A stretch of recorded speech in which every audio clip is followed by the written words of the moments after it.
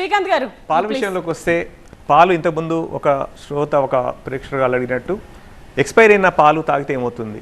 So room టెంపరేచర్లో పాలని మనము ఒక 6 to 8 hours వరకు స్టోర్ చేయొచ్చు. ఓకే.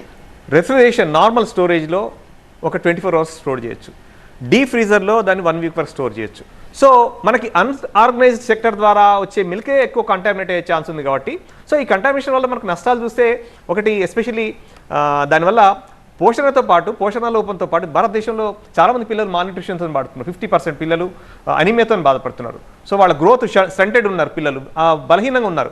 సో అది కాకుండా వాళ్ళకి డైరియా, ఇన్ఫెక్షన్స్ రావడం, ఇమ్యూనిటీ తగ్గడం, ఐరన్ డెఫిషియన్సీ వల్ల వాళ్ళ ఫ్యూచర్లో వాళ్ళకి లెర్నింగ్ ఎబిలిటీ తగ్గి వాళ్ళకి ఎంప్లాయబిలిటీ తగ్గి ఇట్లా లాంగ్ టర్మ్ కాన్సిక్వెన్స్ కూడా ఉంటాయి. సో సిమిలర్లీ ఎప్పుడైతే ఈ కెమికల్స్ యాడ్ చేస్తారో దాంట్లో వాళ్ళ కిడ్నీస్, లివర్ డ్యామేజ్ అయ్యే అవకాశం ఉంటుంది. తర్వాత ఫార్మలిన్ లాంటిది ఏదైతే ప్రిజర్వేటివ్ మనం ఎక్కువ రోజులు నిల్వ ఉంచడానికి మనం ఫార్మలిన్ కలుపుతున్నారో వీళ్ళు, దానివల్ల వాళ్ళకి లాంగ్ టర్మ్ ప్రాబ్లమ్స్, కార్సినోజెన్కి కూడా అది యాక్ట్ చేస్తుంది.